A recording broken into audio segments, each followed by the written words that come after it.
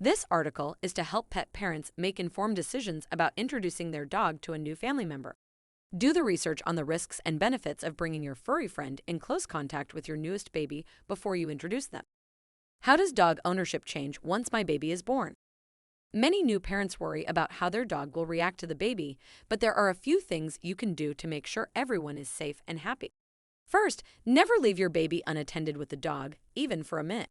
It's also important to create a safe space for the baby, away from the dog's food and toys.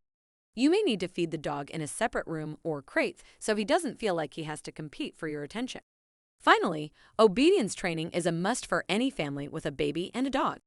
A well-behaved dog is less likely to be jealous or aggressive around the baby. Why is it bad for dogs and babies to share the same space? Is it safe to have your dog around your baby? There are several reasons why dogs and babies should not share the same space. Dogs can be jealous and protective of their owners and may see a baby as a threat. They may also become excited and jump on or knock over a baby in their enthusiasm. Even the best-behaved dog can have an accident, and babies are much more fragile than adults. Finally, dogs can harbor harmful bacteria in their mouths that can make a baby very ill. For all of these reasons, it is best to keep dogs and babies in separate areas of the home. Is it safe for a dog to be around a baby or for a baby to be around a dog? The answer to this question may depend on who you ask. Some people might say that it is never safe for a dog to be around a baby, while others may say that as long as the dog is well behaved and the baby is supervised, there should be no problem. There are some potential dangers that need to be considered when deciding whether or not to have your dog around your baby.